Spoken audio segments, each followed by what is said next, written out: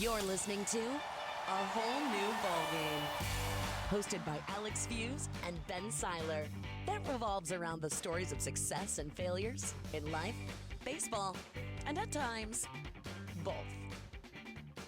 And now, stepping up to the plate, here's Alex Fuse and Ben Seiler.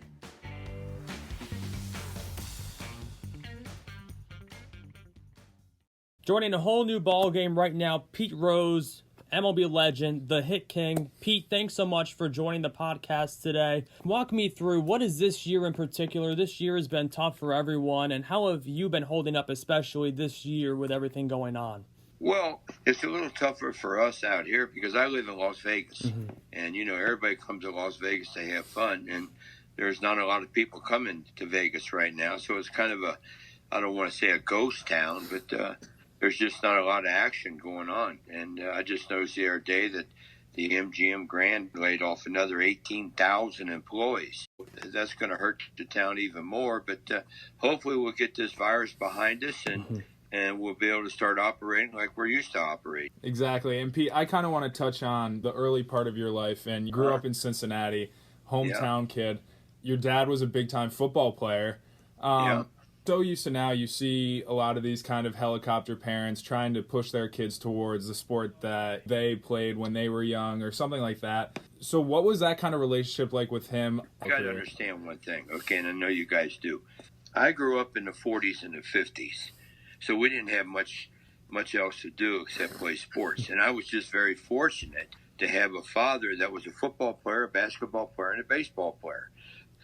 So every time he went somewhere, I was the ball boy for the basketball team, the bat boy for the baseball team, and the water boy for the football team. And I used to take the hat at halftime and pass it around because in those days there was no TV on no football TV in Cincinnati, and there'd be 8,000 to 10,000 people at the football games. And I would collect the money, and they'd use the money to pay the referees. But it was big-time football in those days. And, growing up in Cincinnati, I never got tired of hearing this statement from people. And the statement was, if you're half the man your dad was, you'll be a hell of a man. And my dad was he was a banker. He worked at Fifth Third Union Trust Company, which is a big bank in Cincinnati. But he, like me, had nothing to do with sports, and he just exposed me to sports. And he went to all my games, and he never chewed me out in front of my peers. He always corrected me on the way home. You go to Little League games today, and you see fathers yelling at their kids because they made a mistake. Well, you don't want to yell at kids in front of their peers because they'll get offended. They won't want to play the game. They won't want to participate in sports. And that's a good thing for parents to understand. Try to correct your kid. And all I can say about that is you hope the fathers know how to correct him on the way home. My dad was fundamentally sound. So when he told me something, I believed in it because it was the right way of approaching the game. The right way and the wrong way. And too many guys today play the wrong way. What's the objective? Right. Okay? I don't know what you guys' objective is, but when you participate in sports, okay, especially baseball, and I was in baseball for 30 years, okay, what you're trying to do is win. You're not trying to play for yourself, okay, and don't tell me that everybody's not in a better mood when you win. Your coach is in a better mood. Your mom and dad's in a better mood. You're in a better mood. And if you're not in a better mood, then you shouldn't be playing the game. Yeah. Pretty simple stuff. Right. What would you say is the right way or the wrong way in your opinion? Playing it like you don't care. You don't care. And if you don't care, you don't care for your teammates. You don't care. Now I'm talking professionally now. Right. You don't care for your city you play on. When I played, it was Reds. That's what it said across my thing. It didn't say Rose, didn't say Bench, didn't say Morgan. It said Reds, and it said Phillies when I went to Philly, and it said Montreal when I went to Montreal. You have to understand you're playing for a team. You're on a team. You have a job to do. And if everybody does their job, and the guy who puts the team together puts a good team together, you're going to win. Everybody's got a job. Some guys are home run hitters. Some guys are hitters. Some guys are short relief pitchers. Some guys are long relief pitchers. Some guys are starters. And the sooner you know what you can do, then you just go out and do it on a daily basis. Don't try to do something that you can't do. So if you're a little guy, don't be up there swinging from your ass trying to hit a home run. Okay? If you're a big fat guy, don't be trying to steal bases because it's not going to work. That's why you have a batting order. That's why some guys hit first, some guys hit eighth, some guys are pinch hitters, some guys hit ninth if you're in a DH league. And you have to try, if you don't like hitting ninth, work your butt off so you can get up to third or fourth. I mean, the coach is going to put the best lineup that he has to try to win the game, or most coaches will.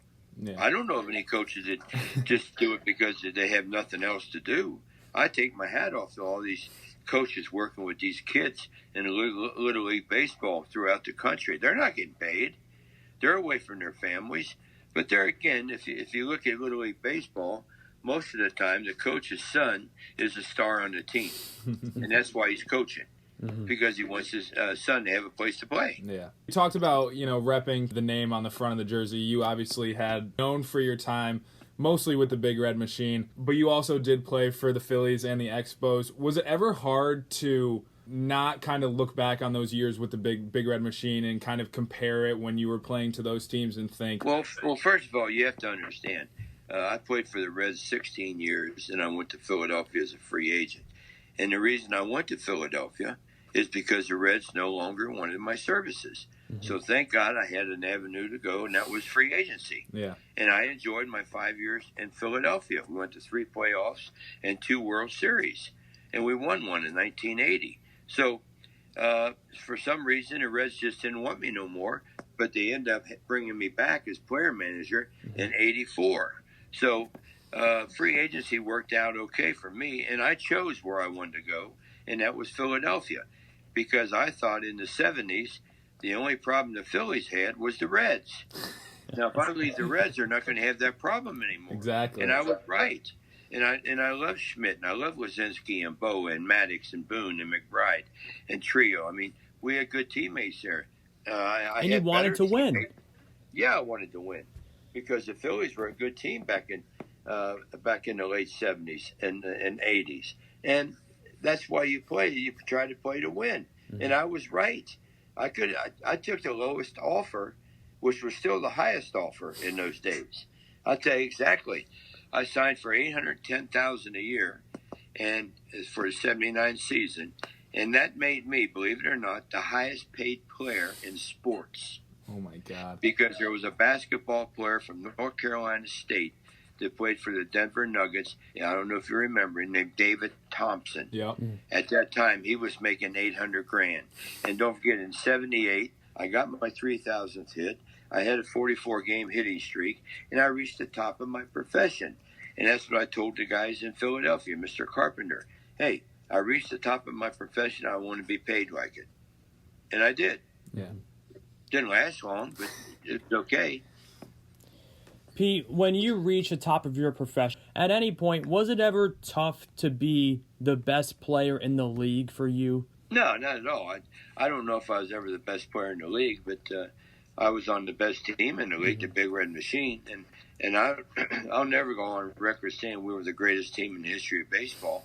I don't know how the 27 Yankees were, all those teams back in the 30s and 40s, but I will tell you one thing about the Big Red Machine, and I'll go to my grave saying this. It was the most entertaining team ever. It was. Yeah. We had champions. We had stolen base champions. We had home run champions. We had RBI champions.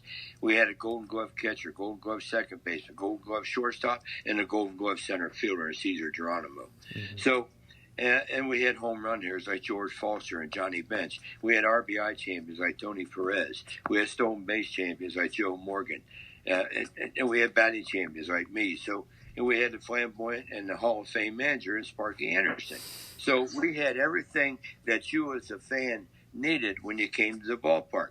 Other teams had great home run hitters. Other teams had great base stealers. But we had the whole package. You talk about having kind of the whole package and how that sparks kind of the fan experience when they come to the ballpark, when they come to see the Big Red Machine play. Yeah. What's one team today? There's a lot of talk about Slam Diego and the Padres. What's one team that you kind of look at and you see the way that they're playing the game nowadays and you think it may not be exactly comparable to what you guys have, but at the same time you do see aspects of it in their game? Well, San Diego's having a good year, and they should, because Tatis and Machado and Hobbs are, 2, 3, and 4. That's a pretty good lineup. Okay, but they still didn't have the stuff that the Big Red Machine had. And another thing the Big Red Machine had, and we helped our fans in this respect, that when we went to the ballpark, we expected to win. Okay? We didn't try to win. We expected to win, and if we lost, we were disappointed. That's what you have to have in the background. Whether it's San Diego or the Dodgers or Minnesota or the White Sox who are having a good year, Cleveland's having a good year. There's a lot of teams. I think I just looked before we went on. There's 16 teams in baseball that are over 500, and 2 or 3 of them are one game over 500. Yeah. So you have more games or just as many teams losing games that there are teams winning games. And that's not good for your league. You want everybody to be entertaining, because that's what you are. You're entertainers, and the team that entertains the best has the most people come to the ballpark. I mean, Listen, I learned a long time ago, guys. You know what seats are for? To be filled. They're for asses. Right? Yeah. And some teams do it right, some teams don't do it right. Okay? Why do the Red Sox sell out every game? Okay, why don't the Reds? Why does St. Louis sell out every game? Why don't Kansas City? Some teams do it right, and some teams do it wrong. So you can't complain if you don't sell out the stadium, because you're not doing the right thing in the front office to give the people a reason to come to the ballpark. There needs to be a product. They want a reason to go to the ballpark, not just to drink beer and eat hot dogs. Exactly. Well, Pete, it's interesting because in 2020, there can't be fans in the seats this year. Have you ever thought about how you might have been affected as a player not having fans around and cheer for you and for the Big Red Machine or whatever team you're playing on? How might have your play been affected this year? Yeah, that's a good question, and I can't answer that question because one thing I always did is appreciate the fans. Okay, because I always thought we were playing for the fans. But there again, you're playing for the competition too. So I would think that I would go about my business the same way I did if there was 30,000 people in the stands. Because not only are you playing for the fans, you're playing for a team, you're playing for a city, and you're playing for your teammates. Okay? So baseball today is a lot like playing in spring training. The only difference, you don't play 3 and fly. Yeah. You play the whole game. Because not many teams sell out in spring training. There's sparse crowds in spring training. So I don't know how I would perform if I was playing today. All I can tell you is I appreciated the more fans, the better you play. That's the way I looked at it. And the fans were wrong all those years that I played. Let me tell you what they were wrong about. Because when I went on the road, they shouldn't have booed me like they did, because it inspired me. It inspired me to do better. They'd have been better off when I played in L.A. or San Diego or St. Louis or Houston, just to be quiet when I come up to bat, because I always went up to bat when I'll show you, and if you're in the mood, I'll show you. You usually do pretty good. Exactly. All this is not, all the things we talk about, guys, are not rocket science, but we want to make hitting. We want to make everything so hard. It don't matter. It don't matter how big you are, what color you are, where you're from. You're left-handed, you're right-handed. Okay, it doesn't matter. You're gonna make 7 out of 10 outs and go to the Hall of Fame.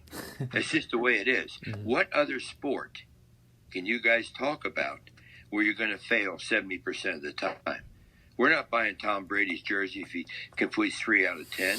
We're not buying LeBron's jersey if he shoots 3 out of 10. Baseball is a failing sport, but you have to understand, what are you going to do with the 3 hits you get? Yeah. Forget about the 7 outs, because you're going to make them. You're going to make them, because don't forget the pitcher has a job to do. And I'm going to tell you right now, and I could be wrong about this. You guys can jump on this if you want. I face better pitching than they're facing today. Okay, I faced 19 Hall of Fame pitchers in my career. We used to have one road trip to go to L.A., San Francisco, and St. Louis, and we faced 3 Hall of Famers in L.A. That would be that would be Koufax, Drysdale, and Sutton. Then we faced Marichal and Gaylord Perry and somebody else in San Francisco. Then on the way back, you stop in St. Louis and you face Carlton and Gibson and somebody else. Mm-hmm. Now, guys, that is a rough-ass road trip. Okay, you're facing 9 pitchers, and 7 of them are going to Cooperstown. Yeah. There's a lot of relief pitchers. There's a lot of relief pitchers that were Hall of Famers. Mm-hmm. And there's a lot of good pitchers today. But let me tell you where pitching slacks off today, and I think you'll agree with this. And I watch baseball religiously. I live in Vegas, and it comes on at 10 o'clock on the weekends, and it comes on at 4 o'clock on the weekdays. Most of the runs, you guys watch this, most of the runs in baseball today are scored in the 6th, 7th, and 8th innings. Why? Because not many teams today have good middle relief pitchers. Mm-hmm. What are middle relief pitchers? Those are guys that aren't good enough to start, and they're not good enough to close. But they got to be on the staff. Yeah. The teams that will win and go to the playoffs are the team that can hold the other team at bay until we have a chance to catch up. You understand what I'm saying? Yeah. There's just not that many teams. Well, first of all, there's not that many teams with a great rotation. And then if you take away the rotation, you got to have somebody get to that closer. And that's the 7th and 8th. Because guys throw so many pitches today. How many times you see a complete game today? Rarely. Not very often. No. Okay. And like the Reds, they gave up 16 runs yesterday, and they gave up 10 runs the day before. If you're going to watch the Reds in St. Louis tonight, St. Louis is probably going to win the game because the pitching staff is spent. Mm-hmm. Everybody's been out there the last 2 days. And you bring up a team where the Reds are one of these teams this year when everyone thought their pitching staff was going to be loaded with guys like Trevor Bauer, Sonny Gray, Luis Castillo. Yeah. They had the expectation of being the best staff in the league, and still they're giving up 26 runs over the course of 2 games. So. Well, that's mostly relief pitching. Although yesterday, Sonny Gray gave up 6 runs. He got shelled yesterday. In 2/3 of an inning, which, he had a streak of, I don't know, it was 34 games in a row that he gave up 6 hits or less. Yeah. He kept that streak intact last night because he only gave up 5 hits. But he only pitched 2/3 of an inning. He's a good pitcher. And Trevor Bauer, he's having a really good year. I mean, he's a good pitcher too. And Castillo's a good pitcher too. And the Reds bullpen is not. The Reds' problem right now, they're second from the bottom in hitting. Yeah. They got a couple new players. Castellanos, who's a good player, and Misakis. But Joey Votto's not hitting like Joey Votto can hit. Suarez is having a terrible year compared to his last 2 years. Yeah. And when those guys hitting 3rd, 4th, and 5th don't produce guys, you usually don't win games because you don't win games every day based on your 6th, 7th, and 8th hitters. Mm-hmm. Yeah. The guys that you depend on are the ones that have to do it. Mm-hmm. Yeah. Pete, present-day baseball de-emphasizes the bunt, the hit and run, the stolen bases. There's more home runs, more strikeouts in the game of baseball. How much do you miss those components of baseball? I don't miss it because it's not helping me or hurting me, okay? But I would play the game the way I played it because that's the type of player I was. Mm-hmm. That's the type of tools I had. Yeah. I wouldn't be up there dropping my back foot trying to elevate the ball to try to hit a home run and don't care if I strike out. Let me tell you something, guys. The only way you can't get on base is if you strike out because catchers aren't going to drop too many 3rd strikes. Yeah. Okay? And when I got in the batter's box, my object was to get on first base and hopefully hit a double or a triple and get in scoring position for Morgan, Bench, and Perez. That was my job. And I got on base 5,980 times. That's how many times I got on base. Think about that. 5,980 times I got on first base. Okay, I had 4,200 and some hits, and I got 1,500 walks, and I got hit 100 times. So I was a good leadoff hitter because a leadoff hitter's job is not to hit home runs. Mm-hmm. Your job is to set the table for the guys that hit the home runs. Yeah. Okay? Joe Morgan wouldn't change the way he played if he was playing today. Okay? You can't change based on what everybody else is doing because you have to do what you're good at doing. And if you do what you're good at doing and you're in that part of the batting order, you'll help your team win. Mm-hmm. Okay? Just because everybody else is swinging for the fences today, don't mean Joe Morgan and I are going to go up and swing for the fences. And you might have an advantage, too, because... And let me tell you something. I'll tell you something else, okay? And I'm not bragging now. I'm just giving you statistics. This is true. Yeah, okay? It's the history. My way must have worked, and I'll tell you why. Because by 250 wins, I played in more winning games than any player in the history of baseball. And like I said earlier in this interview, we played to win the game. Okay?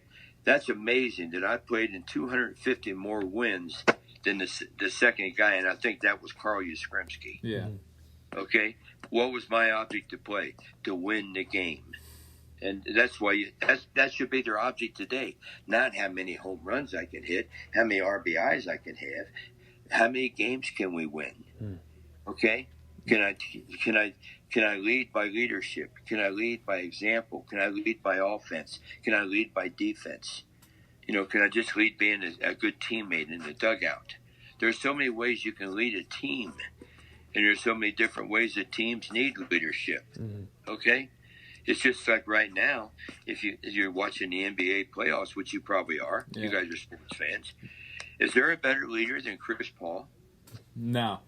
I mean, the guy's not the best basketball player. He makes everybody around him better. He's the best. He's the best leader. Yeah. He's the littlest guy, but he's the best leader. Yeah. Okay, LeBron's the best player. Okay, or the Leonard's right behind LeBron. Kawhi, he's one of the best players. I like Westbrook. He busts his ass every night.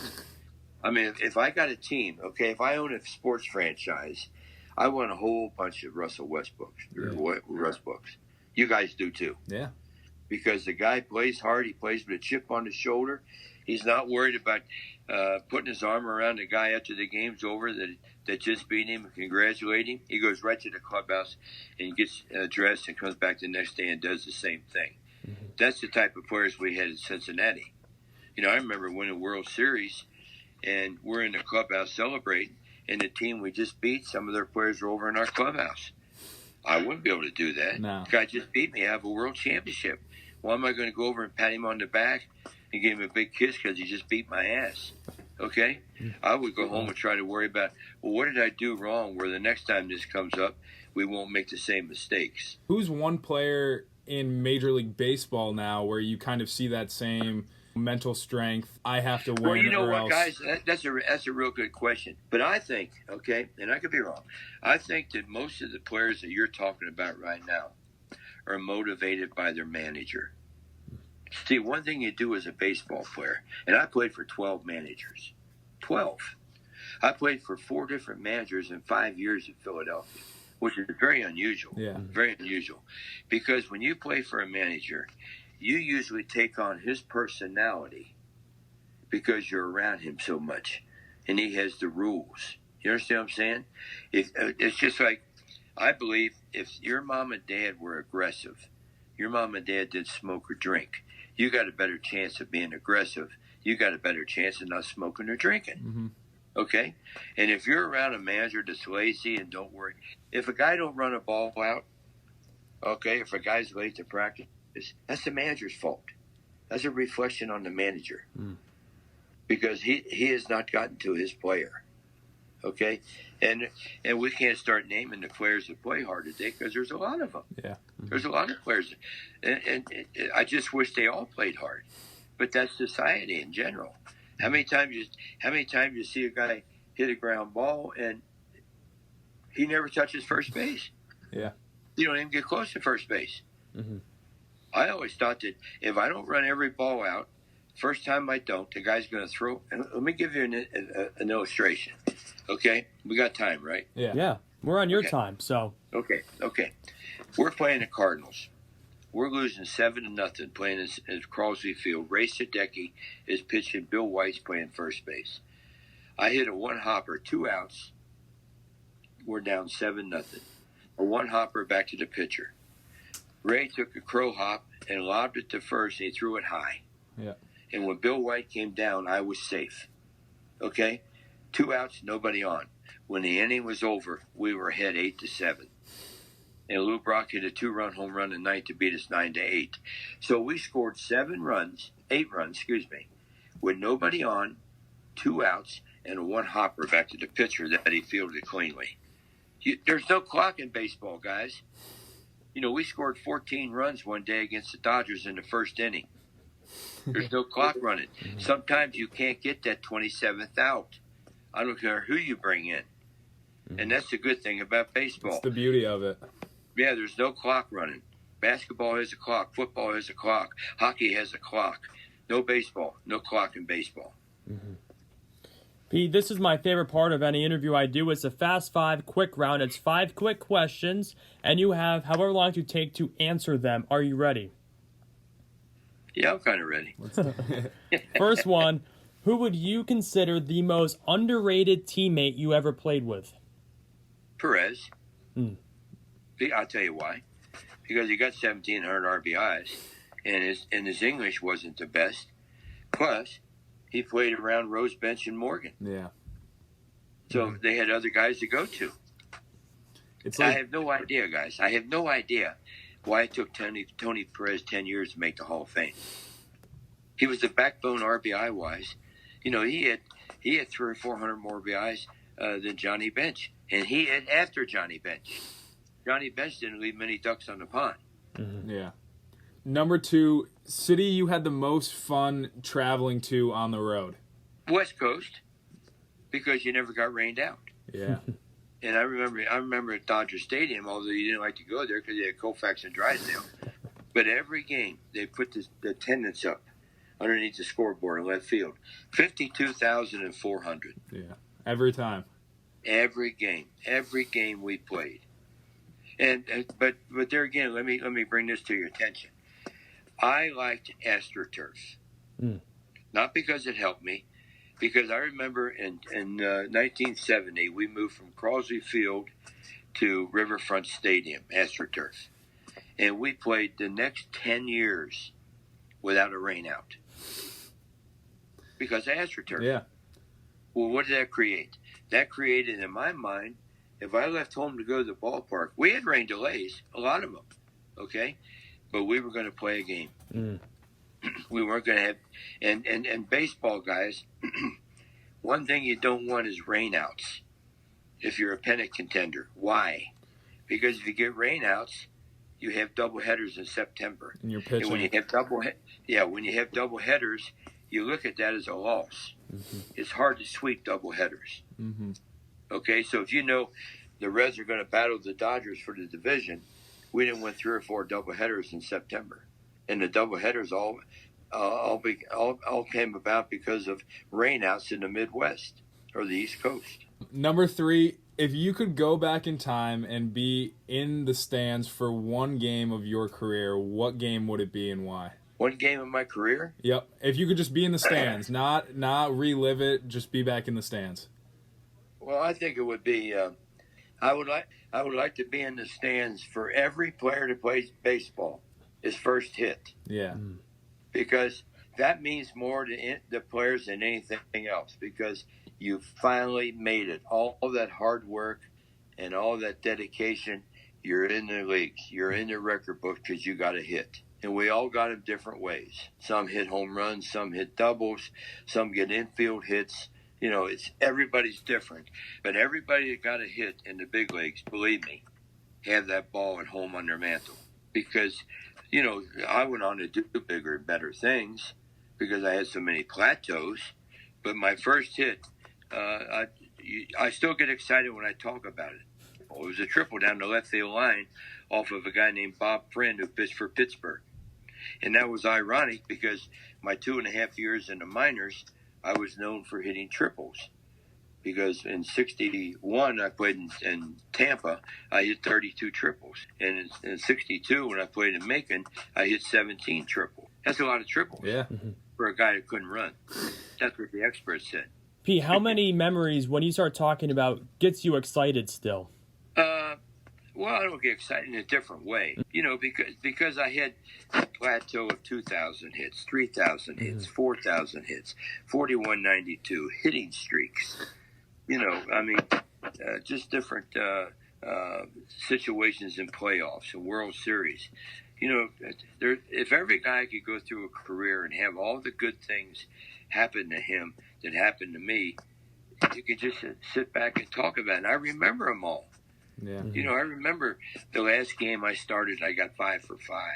Then I pinched hit twice and struck out. Said, "This is not for me." When you're 45 years old, pinch hitting is not the way to go. Your body's not warm. Yeah, when I got 3,000 hits, when I got my 4,000th hit opening day in Montreal, when I got 41.91 in Chicago, when I broke the record on 9/11, which is coming up in a week and a half or so, in Cincinnati, I got a 9 minute. Either one of you guys married? No. Okay. You got girlfriends? Yeah. Okay, when you go home tonight or tomorrow night, she's in the kitchen cooking, go in there and stand for 9 minutes and clap. And I bet you won't be able to do it. I bet you I'll get kicked out of the house. It's hard to get 45,000 people to stand on their feet for 9 minutes. Yeah. Pete, the last one for the Fast Five. What is one question you've always wanted to have been asked, but no one has ever asked you in an interview? I don't have it. I really don't. I mean, I've been asked every question in the world. I mean, you're not talking about personal things. Now, you're just talking about things related to baseball or life in general. Right. You know what I mean? Yeah. What would yours be? Well, I think just honestly, someone asked me for the first time, are you happy making this decision? And it kind of puts it into perspective, right? It's like, well, am I happy? It's like those little questions that are almost right there in front of your face, and you don't realize it. That's a good answer, but let me tell you something. History kind of puts a baseball player in that situation. Because I know they say you see something different every day in baseball. Mm-hmm. But there again, you see something every day that's happened before in baseball. Yeah. So not many things are going to happen to many athletes in the world of baseball that hadn't happened already. You understand what I'm saying? Mm-hmm. So someone's already commented on it. I have one question. It's from my high school baseball coach. He heard that we were going to have you on today, and he loves your hitting take about, when you're in a slump, there's only 6 things that a hitter can do. What else can you do? Exactly. You don't change your stance. And he wants to know, which of these adjustments did you use the most throughout your career based off of your own personal swing? Well, here's what I was saying when I told him that. Most baseball games today, even Little League, they chart every game. Yep. Okay? So now if you're playing, you're 0 for 22. You're not going to have 11 at-bats where you're tardy and 11 at-bats where you're too quick. You're going to develop a pattern. And you look at that pattern after whatever you decide you're in a slump. You never want to say you're in a slump because the pitcher's got you. You're in a lull. You're just not getting hits. I love hearing that as a pitcher. Well, you can't admit to a pitcher that he's got you. If he's got your number, he's got your number. Yeah. Okay? If the curveball's getting to me, I move up in the box. If they're jamming me, I move away from the plate. If I'm late, I choke up a little more. If I'm early, I choke down a little more. But you make your adjustments based on what you're doing. I remember one time my son Petey was playing in the minor leagues. It's funny. And he called me. He said, "Dad, can you help me?" And I said, "What's wrong, Petey?" He said, "I'm 0 for 22. I said, "What?" He said, "I'm 0 for 22. I said, "What the hell are you calling me for? Call Concepcion." I don't know anything about going 0 for 22. I went 0 for 4 once. See, if a pitcher thinks he's got you in a slump, you're in a slump. Okay? And you can go into a slump or out of a slump with one at bat. Yeah. That's how much space there is for doing well or not doing well. Mm-hmm. It's just a micrometer. Just if you're just a little tardy, you're not going to hit solid. Mm-hmm. And if you're too early, you're not going to hit solid. Mm-hmm. All you try to do is see the ball and hit the ball hard somewhere. Yep. Now, no one ever talks about this, but I believe, and I could be wrong, that I wasn't a power. I only hit 160 home runs, but I hit the ball harder than anybody ever, consistently. Yep. From both sides of the plate. I hit line drives, line drive outs, line drive hits, hard ground balls up the middle. So if they're right at somebody, they're outs. Mm-hmm. And you got to have luck. I mean, you got to have luck because there's there's 8 guys and a catcher there, gloves on their hand, trying to catch it. And when you think that I got 4,256 hits, that's kind of amazing if you want to think about it. Oh, for sure. Because that's a lot of luck. It's a lot of luck. You know, I mean, you know, the difference in getting 210 hits or 190 hits is luck. Mm-hmm. Yeah. Hit them where they ain't. You hit them where they ain't.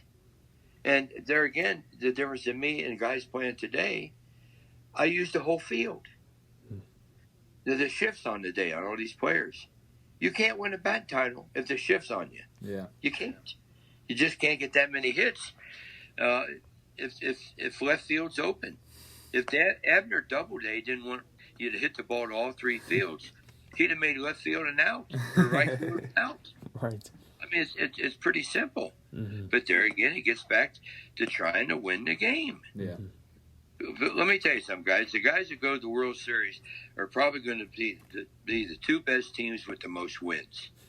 So based on what I just said, you would think that you would do everything to win the game, just like the new rule on the extra inning. Yeah. Okay? Put a guy in second. You like that? Well, no, not really. All right. But there again, there's been 7 times this year, 7 of all the extra inning games, where somebody bunted the guy to third. Okay? If you're trying to win the game, you got to bunt the guy to third. Puts all the pressure on the pitcher. Yep. Brings the infield in, brings the outfield in. It does everything for the hitter. Okay? 7 guys only have bunted the guy over to third. Does that make any sense? No. I don't like any of the new rules. You can't break up a double play. You can't run into a catcher. You can't pitch inside. I mean, they're taking all the aggressiveness away from the baseball players. What about the 7-inning doubleheaders? It's a joke. It's a joke. Mm-hmm. You know, there's only one way to speed up the game, and I'll tell you what it is. And I watch 2 games every day.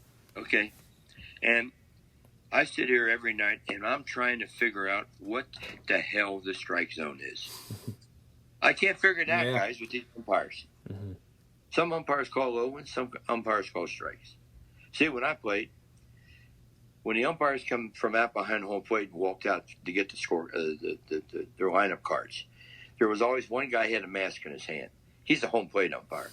Okay? I knew him.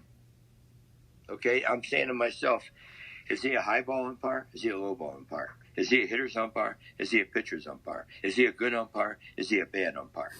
And all you want that guy to do is be consistent based on what he does that particular night. Yeah. Okay, I remember the night before I broke the record. Lee Wire was umpiring first base. And he was true. He said, well, you'll break the record tomorrow night. I said, what makes you think so? He said, because I'm back there and you'll be swinging. And he was absolutely right, because he was a pitcher's umpire. Mm-hmm. He called everything. But everybody knew that, so no one bitched at him. You understand what I'm saying? Mm-hmm. All we want a lead to do is be consistent. Bruce Fromming, he had a strike zone about this big. I mean, he didn't call any strikes. Mm-hmm. He was a hitter's umpire. But you knew that. Yeah, I knew that. And all I wanted to do is for him to be consistent. And umpires got a tough job, but the majority, the guys that got it made it are umpires are young umpires. And I'll tell you why. Because they haven't had time to show you their strike zone yet. Mm-hmm. Okay? They haven't had enough games. Okay? And the way to speed up games today, without anybody bitching, is just call a lot more strikes. What about robot umpires? What are your thoughts on them? Oh, get out of here. That's making the game's already a joke. I mean, I don't know who these guys in New York are. Mm-hmm. Get out of Harvard and they want to change the rules. I thought baseball was pretty good in 1869 when the Red Stockings were playing. I thought it was pretty good in 1969 when the Reds were playing. Mm-hmm. You know, a catcher's blocking a plate. I got to slide into him where I can't be safe. Mm-hmm. What's that all about? Yeah. If you don't want to have a collision, don't block the plate. You can't break up a double play. They'll call interference at second base. Let me tell you something, guys. Players know how to police the area. Mm. if you're doing something that's not right, you have to pay for it the next time up. Okay, that's why there was a lot more guys that were thrown at in the American League as opposed to the National League. Why? Because if you're batting in the National League and I throw at you, you forgot one thing: I got to hit. Exactly. American League pitchers don't have to hit. No. All they got to worry about is the guy charging the mound. Does that make any sense? And did you see what happened last night with the Tampa Bay Rays and the Yankees game where Chapman came up with one that was like 101 at the Chris Brosseau's head. And then Cash responded, he was like, I got a stable full of guys that throw 98. So, I mean, as a manager, like, what's the appeal there? What's the, retaliation aspect of it? The only bad thing about the American League, okay, is if a pitcher throws to your player and hits him, you can't get him. Yeah. Because he's never going to come to plate. Mm. So what managers usually do is get their best player. Okay? Mm-hmm. Which is set up sometime because let's say it's the bottom of the batting order, 6th, 7th, and 8th. And the best player is not going to come up for 2 minutes later. And when he comes up two innings later, he's not expecting anything. No. But I'm kind of you can retaliate, but don't throw somebody's head. Yeah. Okay, I mean, that's a no-no. And most guys who get hit in the head, the ball's thrown at their shoulders, and they duck into it. Yep. Because the head's the easiest part of your body to get out of the way of the ball. Mm-hmm. But headhunting, we didn't have any headhunters when I played because everybody had to hit. But we had guys that pitched inside. Yeah. That's what I tell you. There's a difference.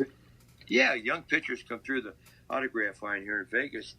I said, I don't know anything about pitching, but I'm going to give you one bit as an example to do. Pitch inside, but don't hit them. Yep. Because the more you pitch inside, the further off the plate you're knocking the hitter. That gives you more of the outside part of the plate. Okay? And don't forget, the idea of pitching is to get the hitter out. And pitchers today, a lot of them, they don't want to get a guy out. They want to make him look bad. If I'm a pitcher today, I want the first guy up to get a base hit, and I want the next guy to hit a one hopper to short. Now I got 2 pitches and 2 outs. Yeah. I'm not worried about getting 3 and 2 and making a guy look bad on a curveball or a slider or a changeup. Keep it simple, stupid. Keep it simple. Kiss. I mean, that's what you have to do. Yeah. Did you understand? That's why I played the game. Yeah. I didn't overthink the game. The game just came to me. Mm-hmm. And good players, the game comes to. Yeah. And if you're raised right and you're raised on the fundamentals, which I was, then when you get to the minor leagues, you got the fundamentals. And when you get to the big leagues, you got fundamentals. It's hard to teach mm-hmm. fundamentals in the minor leagues. Yep. Because you're already in professional baseball. Mm-hmm. You should know what base not to throw to. Mm-hmm. You should know what base not to get thrown out at to end the inning or to start the inning. Those are all things just become natural over and over. Repetition. Baseball is repetition. Mm-hmm. Pete, my last question for you. If a 15-year-old kid walked up to you right now and told you, I'm never watching baseball, it's boring, I'm never going to turn it on the TV, what are you saying to that 15-year-old kid? I would tell him that he's probably right, and baseball makes its game boring by how much time every pitch these guys adjust their gloves and stuff. Yeah. Okay, but if you're an athlete and you can choose between football, basketball, and baseball, you got to choose baseball. We got the best pension in the industry. Mm. And we got the highest salaries. Yeah. I mean, you got guys making $35, $40 million. Basketball does too. But there's only 12 guys on a basketball team. Mm-hmm. And the rewards are really good for baseball players. And the longevity is there. Yeah. I played 24 years, guys. You know any basketball players that played 24? You know any football players? You know any hockey players? No. That played 24? And if you enjoy doing something like you should if you're a baseball player, you get to do it for a quarter of your life. Yeah. If you live to be 100. Mm-hmm. Think about that. But there's not a lot of guys that have the opportunity to choose. Mm. Like, I got a kid right now, 15-year-old grandson, is a hell of a football player, and he just really came into his own in baseball this past summer. So even though he loves baseball, he enjoys playing football more. Yeah. Because nobody goes to the games for high school baseball games. Everybody goes to the football games. Yeah. Everybody goes to the basketball games. Am I right? I mean, I was a 3-sport athlete. I played football, basketball, and baseball in high school, and I mean, our baseball team was by far our most, successful sport at our school. But you didn't have nobody at the but game. it was basically just our parents. So, I enjoyed those basketball games and those football games because you did get to play in front of, the fans and all your friends and everything like that. So. And that don't seem like a big deal, but it is a big deal. Especially in high school, it's like. But don't forget one thing, guys. Don't forget one thing they say now. But Pete, we want to say thank you so much for taking the time to do this interview on A Whole New Ball Game. We appreciate you coming on. Where can everyone find you on social media? And again, just follow along with you. Again, appreciate your time today. I work for Fetterman Sports, Fiterman in Houston, Texas, and I have a website where you can always tell where I'm at. Gotcha. And when it's normal, I'm usually 15 to 17 days a month signing autographs at the MGM Grand over there at the store, not the casino, the store. And it's fun for me because from 12 o'clock to 5 o'clock every day, I get to talk 5 hours of baseball, and I'm not going to make any outs. Yeah. Pete, thank you very much. I We just appreciate answer it. questions and be nice to people. Of course. I'll call your grandma. I'll call your grandpa. Is your aunt sick? I'll call her. Just making an experience. Mm-hmm. You guys keep up the good work and have a good day, and thanks for having me on.